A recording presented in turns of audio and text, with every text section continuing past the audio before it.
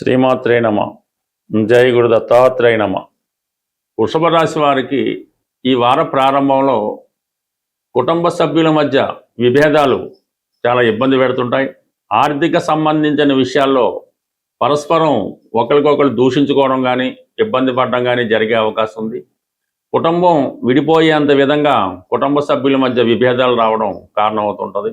ప్రధానంగా మీరు స్త్రీ అయి ఉంటే మీ భర్త గారి వలన, మీరు మగవారై అంటే మీ భార్య వలన కొన్ని ఇబ్బందులు అవి కుటుంబ తగాదాలకి దారి తీసే అవకాశం ఉంది. మీరు కూడా వ్యక్తిగతంగా కొద్దిగా దురుసుగా కోపంగా మాట్లాడటం వల్ల కొంతవరకు మీ కుటుంబ సభ్యులు హర్ట్ అయ్యే అవకాశం ఉంది. కాబట్టి ఏదైనా చిన్నదైనా పెద్దదైనా మీరు మాట్లాడే విధానం బట్టి అవతల వారి యొక్క రియాక్షన్ ఉంటుంది. కాబట్టి మాట్లాడే విధానంలో చాలా జాగ్రత్తగా మాట్లాడి ప్రతి సమస్యని చిన్నగా పరిష్కరించుకుంటేనే రాబోయే రోజుల్లో మీకు అది మరింత మనశ్శాంతిగా ఉండే అవకాశం ఉంది. అలాగే ఆర్థిక సంబంధించిన విషయంలో సడన్గా ఒక ఇన్కమ్ పెద్ద మొత్తంలో ధనం మీ కుటుంబానికి రావడం వల్ల ఆ ధనం సర్దుబాటు చేసుకునే విషయంలోనో, పంచుకునే విషయంలోనో, లేదంటే ఖర్చు పెట్టే విషయంలోనో కొన్ని ఇబ్బందులు తలెట్టే అవకాశం ఉంది. బట్ ఏదైనా ఇటువంటి పెద్ద అమౌంట్ వచ్చినప్పుడు అది దీర్ఘకాలికంగా మీరు ఏదైనా ఇన్వెస్ట్మెంట్ లాంటిదో, పొలం లాంటిదో, లేదంటే ఏదైనా స్థిరాస్తి మీద పెట్టుబడితే మంచిది. ఈ సమయంలో మీరు వ్యాపారం మీద పెట్టుబడి పెట్టడం అన్నది అంత అనుకూలమైతే కాదు. బట్ ఏదైనా ఈ విషయంలో కుటుంబ సభ్యుల మధ్య విభేదాలు తగాదాలు రాకుండా జాగ్రత్త పడడం మంచిది. అయితే ఇదే సమయంలో కొన్ని కొత్త అవకాశాలు మీకు రావడం జరుగుతూ ఉంటుంది. అంటే గతంలో మీరు ఏదో ఉద్యోగం కొరకు దేనికోసం, ఒక వ్యాపార లైసెన్స్ కోసం, అంటే ఎవరితోన్నా కలిసి వ్యాపారం చేద్దామనే ఉద్దేశంతో సంప్రదించి ఉండొచ్చు. కానీ అది ఇప్పుడు మళ్ళా వాళ్ళు తిరిగి మిమ్మల్ని సంప్రదించి మీరు ఏదైతే గతంలో వారిని అడిగారో అది ఇప్పుడు మీకు ఇచ్చే అవకాశం ఉంది. కాబట్టి ఈ విషయంలో కొద్దిగా ఆలోచించి నిర్ణయం తీసుకోవడం మంచిది. బట్ ఏదైనా మీకు అటు ఉద్యోగపరంగా కొత్త ఉద్యోగ ప్రయత్నాలు ఫలించవచ్చు.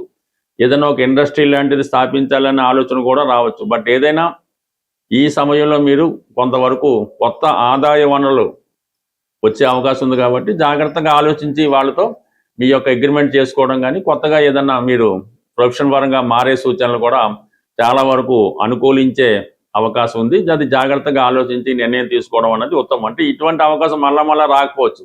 అందుకని జాగ్రత్తగా ఆలోచించి నిర్ణయం తీసుకోవడం అనేది ఉత్తమమైన విషయం. అయితే ప్రధానంగా మరి బుధుడు కూడా మీకు ధన పంచమాధిపతిగా తృతీయ స్థానం సంచరించడం, అలాగే లాభాధిపతి గురువుతో కలిసి ఉండడం వలన ఏదైతే మీకు ఈ కొత్తగా ప్రారంభించబోయే వ్యాపారానికో, ఏదన్నా ఒక ఇన్వెస్ట్మెంట్ చేయడానికో కావలసినటువంటి ధనం కూడా మిత్రుల సహకారంలోనో వేరే విధంగానే సరే మీరు మీ సొంత సోర్స్ ద్వారా ధనాన్ని సమకూర్చే అవకాశం ఉంది.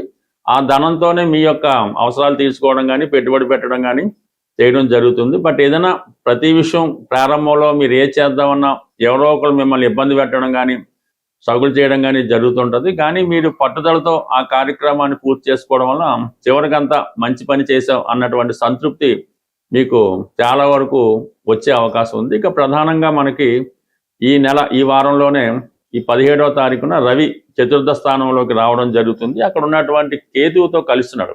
ఇది సాధారణంగా చతుర్థ స్థానంలో ఈ కేతువు రవి రావడం వల్ల మీరు ఏదన్నా ఒక స్థిరాస్తి కొనాలనే ఆలోచన కానీ, లేదా సొంత ఇంటిలోకి మారడం కానీ, ఏదన్నా కొత్త వస్తువు లాంటిది కొనే అవకాశాలు చాలా వరకు ఉంటాయి. బట్ ఏదైనా కొంతవరకు చతుర్థ భావ ఫలితాలు మీకు కొంతవరకు అనుకూలంగా రావడం జరుగుతుంది. విద్యార్థులకు కూడా ఒక మంచి గురువు లాంటిది లభించడం వల్ల విద్యాపరంగా కూడా కొంత ఆసక్తి పెరుగుతూ ఉంటుంది. ఒక కఠినమైనటువంటి మంచి గురువు లభించడం వల్ల మీ యొక్క జీవితం వల్ల కొత్త మలుపు తిరిగే అవకాశం ఉంది. అంటే ఓవరాల్గా ఈ వృషభ రాశి వారికి కొన్ని కొత్త అవకాశాలు, కొన్ని కొత్త విషయాలు తెలుసుకోవడానికి ఈ వారం మీకు బాగా సహకరించడం జరుగుతుంది. ఇక ప్రధానంగా రాష్ట్రాధిపతిగా ఉన్నటువంటి శుక్రుడు పంచమ స్థాన సంచారం, మరి పంచమ స్థానంలో ఉన్నటువంటి శుక్రుడిపై శని యొక్క దృష్టి, ఇవన్నీ కూడా వ్యక్తిగతంగా స్త్రీలకి ఉద్యోగం మారే అవకాశం ఉన్నది. మీరు దేని కొరకు అయితే ప్రయత్నం చేస్తున్నారో ఆ విషయంలో మీకు శుభవార్త వినే అవకాశం ఉంది. అలాగే స్త్రీలు కానీ పురుషులు కానీ మీ యొక్క పిల్లల విషయంలో ఎక్కువ కేర్ తీసుకోవడం జరుగుతుంటుంది. వాళ్ళకి ఏదన్నా బహుమతి రూపంలో కానీ, వాళ్ళు కోరింది ఏదో ఒకటి వాళ్ళకి కొనివ్వడం కానీ, వాళ్ళు మనసులో ఉన్న కోరికలు తీర్చడం కానీ జరగవస్తుంది. మొత్తం మీద పిల్లల విషయంలో చాలా ఎక్కువ శ్రద్ధ తీసుకుంటారు. అలాగే ప్రేమికులు కూడా కొంత ఎడబాటు తర్వాత మళ్ళీ తిరిగి ఒక అంగీకారానికి వచ్చి పెళ్లి విషయంలో ఒక నిర్ణయం తీసుకోవడానికి కూడా ఈ గ్రహస్థితి మీకు ఈ వారం సహకరించే అవకాశం ఉంటుంది. ప్రధానంగా ఈ ఈ శ్రావణ మాసంలో మనం ప్రవేశించాం కాబట్టి ఆర్థిక పరంగా విపరీతమైనటువంటి రుణ సమస్యలు ఎవరైతే ఉన్నారో వారి యొక్క బాధలు తీరడానికి, అంటే మీ యొక్క బాధ్యతలు తీరడానికి, అప్పులు తీరడానికి శ్రావణ మాసం చాలా ఉపయోగపడుతూ ఉంటుంది. అందువలన స్త్రీ పురుష భేదం లేకుండా ఎవరైతే ఆర్థిక సమస్యలతో ఉన్నారో రేపు 18వ తారీఖున శ్రావణ మంగళవారం, అలాగే 21వ తారీఖు శుక్రవారం, శ్రావణ శుక్రవారం, అది వరలక్ష్మి వ్రతం అందరికీ తెలుసు.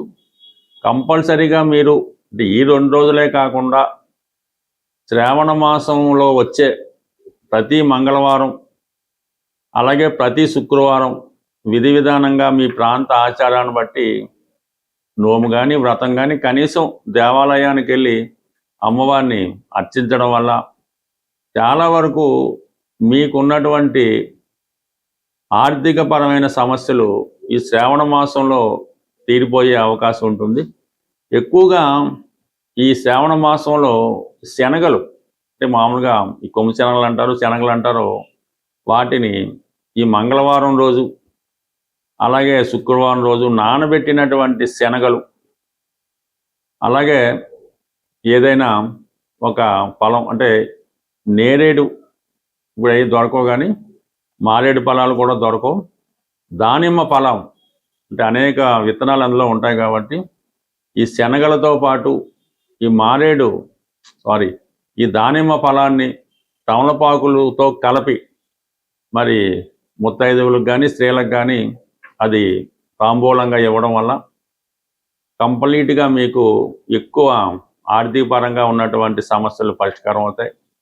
లేదు ఇవన్నీ మన వల్ల కాదనుకుంటే చక్కగా మంగళవారం కానీ శుక్రవారం కానీ ఓ పావు సేరో పావు కేజీయో శనగలు చక్కగా నానబెట్టి అది ఆవుకి నైవేద్యంగా పెట్టడం వల్ల, అంటే ఆవుకి ఆహారంగా పెట్టడం వల్ల కూడా మీకు ఈ రుణ సమస్యలు బయటపడే అవకాశం ఉంది. అలాగే ఇంకా అవకాశం బట్టి ఆంజనేయ స్వామి టెంపుల్లో ప్రతి మంగళవారం కూడా స్వామివారికి సింధూరంతో అభిషేకం చేయడం వల్ల కూడా మీకు ఆర్థిక పరంగా ఉన్నటువంటి సమస్యలు పరిష్కారం. అంటే ఇది శ్రావణ మాసం అన్నది లక్ష్మీ అమ్మవారికి సంబంధించినటువంటి ఇష్టమైనటువంటి మాసం. ఆ సమయంలో మీరు మరి వెంకటేశ్వర స్వామిని ఆరాధించినా, విష్ణుమూర్తిని ఆరాధించినా, విష్ణు సహస్రనామం పారాయణ చేయడం, అలాగే హనుమంతుడు అదే సంబంధించింది కాబట్టి ఏదైనా మీ యొక్క నమ్మకాన్ని బట్టి అంటే ఫలితం కూడా తొందరగా రావడం జరుగుతుంటుంది. అలాగే శ్రావణ మాసంలో కూడా మనం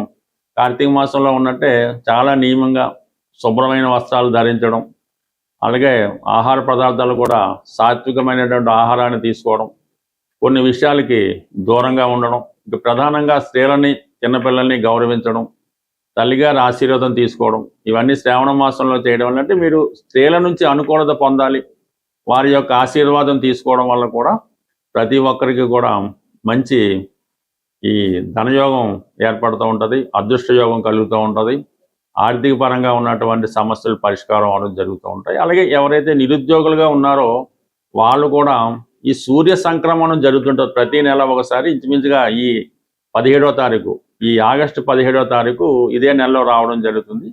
ఆ సూర్య సంక్రమణం జరిగే రోజు కంప్లీట్గా మీరు ఉపవాసం ఉండవలసి ఉంటుంది. ఉపవాసం ఉంటూ ఆ సూర్య భగవాను ఆదిత్య ఉదయంతోనో సూర్యాష్టకంతోనో పారాయణ చేసుకుంటూ అది మీ తండ్రి గారిని కానీ గురువు గారిని కానీ వారి యొక్క ఆశీర్వాదం తీసుకోవడం వల్ల మీకు తొందరగా ప్రభుత్వ ఉద్యోగం కానీ ప్రైవేట్ ఉద్యోగం కానీ వచ్చే అవకాశం ఉంది. ఇది ఒక నెలతో సరిపోదు. ప్రతి సూర్య సంక్రమణం రోజు విధి విధానంగా మీరు మీ ఆచార ప్రకారం పెద్దలు చెప్పిన దాని ప్రకారం సూర్య భగవాన్ని ఆరాధించడం వల్ల కంప్లీట్గా మీకు అటు అనారోగ్య సమస్యల నుంచి బయటపడతారు, నిరుద్యోగ సమస్య నుంచి బయటపడతారు, మంచి సంస్కారం, మంచి ఆరోగ్యం, మంచి యశస్సు మీకు రావడం లభిస్తుంది. స్వస్తి.